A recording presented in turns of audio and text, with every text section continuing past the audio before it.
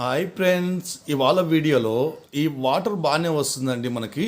కాకపోతే వాటర్ అనేది టేస్ట్ అనేది లేదు. ఈ టేస్ట్ లేకపోవడానికి మెయిన్ కారణం ఏముంటుంది అనేది ఈ వీడియోలో మనం క్లియర్గా చూద్దాము.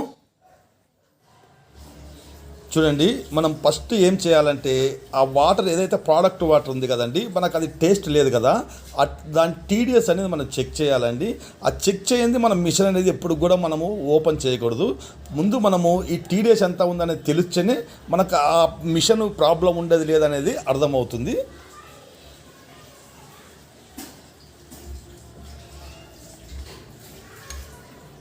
చూడండి, ఈ ప్రోడక్ట్ వాటర్ టీడీఎస్ అనేది మనకు 313 వస్తుందండి. అంటే చాలా ఎక్కువ ఉన్నట్టు. ఆ రా వాటర్ ఉంటుంది కదండి, ఏదైతే మనం మిషన్కి ఇస్తాం కదా, ఆ వాటర్ అనేది మనం చెక్ చేయాలా. అది ఎంత ఉందని తెలిస్తే మనకు ఇది పర్సెంటేజ్ ఎంత వస్తుంది అనేది మనకు అర్థమవుతుంది.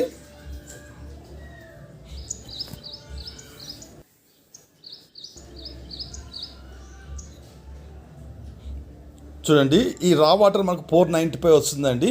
అంటే చాలా ఎక్కువ మనకు ఆ ప్రోడక్ట్ వాటర్ అనేది ఎక్కువ ఉన్నట్టే. ఎందుకంటే ఏ మెంబ్రేన్ అయినా కూడా మనకు 90 to 95% రిజెక్ట్ ఉంటుందండి. 10 to 15% మనకు రికవరీ ఉంటుంది. అంటే ఇది 495 ఉంది కాబట్టి మినిమం మనకు ఒక 50 అనేది ఉండాలండి. 50, 60, 70 ఆ మధ్యలో ఉండాలి. తర్వాత మనము ఈ వేస్ట్ వాటర్ పైప్ ఉంటుంది కదండి, మనకు వేస్ట్ వాటర్ పోతుంటుంది కదా, అది మనం మిషన్ బంద్ అయిన తర్వాత వాటర్ పోతుందా లేదా అనేది మీరు చెక్ చేసుకోవాలండి.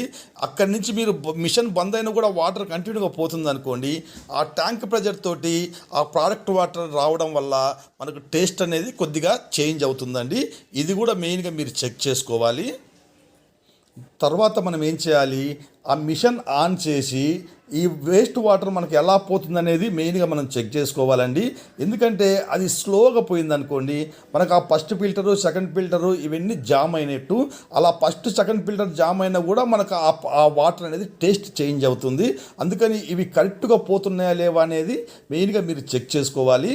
ఇప్పుడు చూడండి, ఇది చాలా బాగానే పోతుంది, కంటిన్యూగా వాటర్ పోతుంది కాబట్టి ఏ ఫిల్టర్ కూడా మనకు ప్రాబ్లం అనేది లేదు.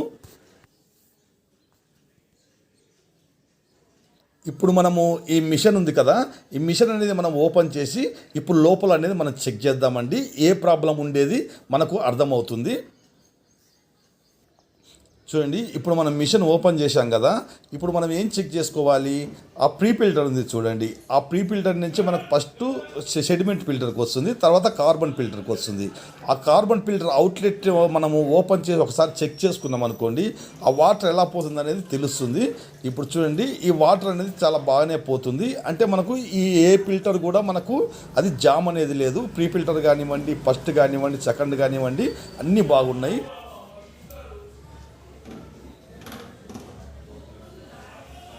ఇప్పుడు మనం ఏం చేయాలి, ఈ మెంబ్రేన్ అనేది మనం ఓపెన్ చేసుకోవాలండి. ఆ మెంబ్రేన్ మనం ఇన్లెట్లో ఓపెన్ చేసుకొని ఆ మోటార్ అనేది మనం చెక్ చేసుకోవాలి. ఎందుకంటే ఆ మోటార్ ప్రెజర్ ఎలా ఉంది అనేది ఒకసారి మనం చెక్ చేసుకున్నాం అనుకోండి, ఆ డౌట్ కూడా వెళ్ళిపోతుంది అనమాట.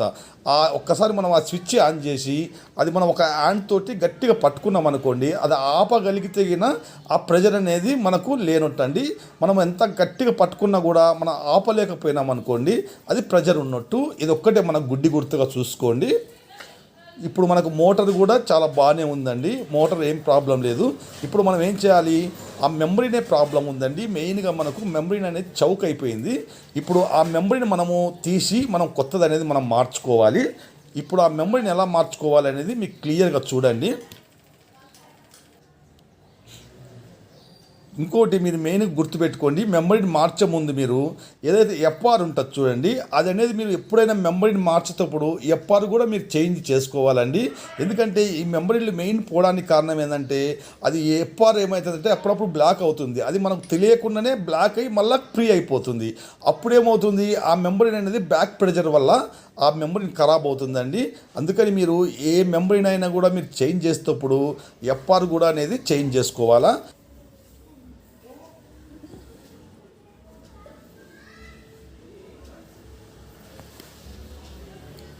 చూడండి, మనం ఈ మెంబ్రేన్ ఓపెన్ చేసేటప్పుడు మనకు ఒకవేళ గట్టిగా రాలేదనుకోండి, కొంచెం అట్లా కొట్టండి. ఆ కింద ఏదన్నా కొద్దిగా అట్లా కొట్టినాం అనుకోండి, అది అనేది మనకు కొద్దిగా లూజ్గా అవుతుంది.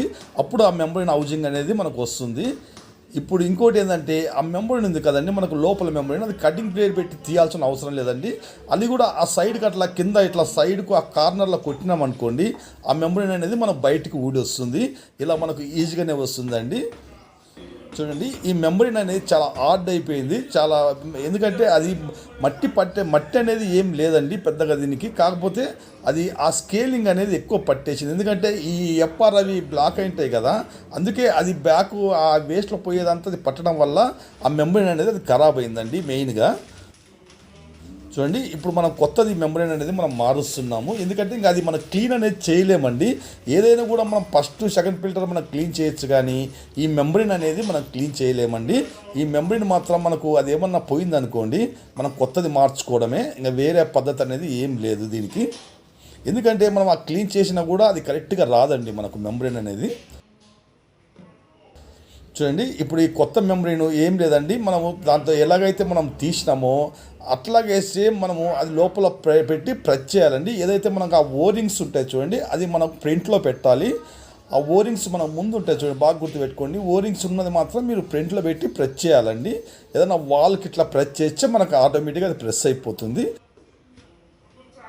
మెంబ్రెయిన్ లోడ్ చేసాం కదా, సేమ్ మన ఆ మోటారు అవుట్లెట్ పైప్ ఉంది కదా, ఆ మోటార్ అవుట్లెట్ పైప్ అనేది మనం పెట్టి ఆ ఎఫ్ఆర్ కనెక్షన్ ఇచ్చుకున్న తర్వాత వాటర్ అనేది మెయిన్గా మనం చెక్ చేసుకోవాలి. ఆ వాటర్ చెక్ చేసుకున్న తర్వాతనే మనం ఆ పోర్ట్ ఫిల్టర్ అనేది కనెక్షన్ ఇచ్చుకోవాలి.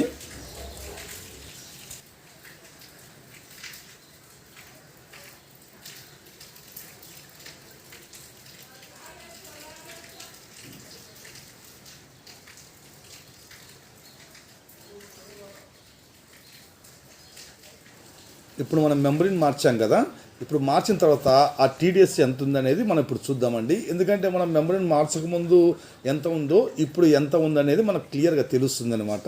అందుకని మనం ఆ టీడీఎస్ అనేది ఇప్పుడు చెక్ చేద్దాము. చూడండి, మనకు 00 ఉంది చూడండి ఆ మీటరు.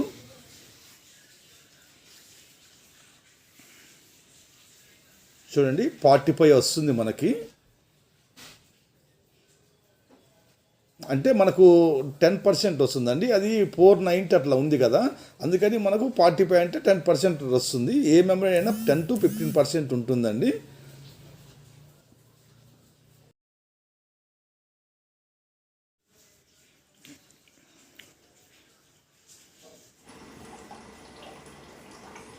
ఇప్పుడు మనము ఆ పోర్ట్ ఫిల్టర్ ఉంది కదండి, ఆ పోర్ట్ ఫిల్టర్కి మన కనెక్షన్ అనేది ఇచ్చేసేయాలా.